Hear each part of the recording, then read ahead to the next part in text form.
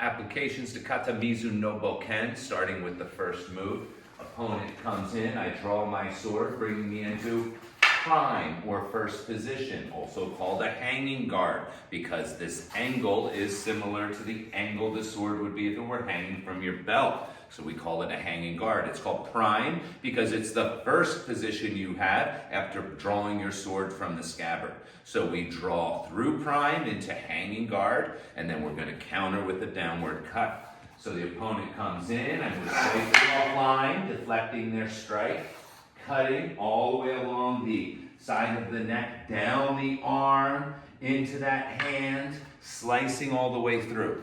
Second opponent comes in with a 45-degree downward cut, which I meet with an ox. Ox has the handle high by my head, the point near his throat. I'm going to shoot the tip of the sword past him, and him trying to clear the line will provide the power for the cut. I don't even need to worry about cutting his throat. If from prime, here you go, sorry. If from ox, I go into my thrust right for his throat, he's going to be able to parry it by the time I get there. But if I place it to my left, to his right, he's going to draw it across his body as he attempts to clear the line and end up cutting himself.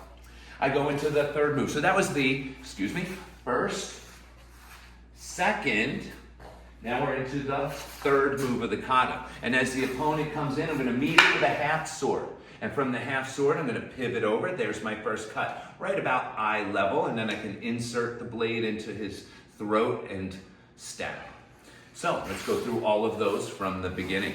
Opponent number one attacks. I draw my sword, block, strike down the arm. I'm right into ox for number two, cutting his throat here. Opponent comes in, I block with half sword, cut in, slide into the throat right there. I can finish a little takedown. Yeah! All right, beginning of Mizu No Bokken, sword form.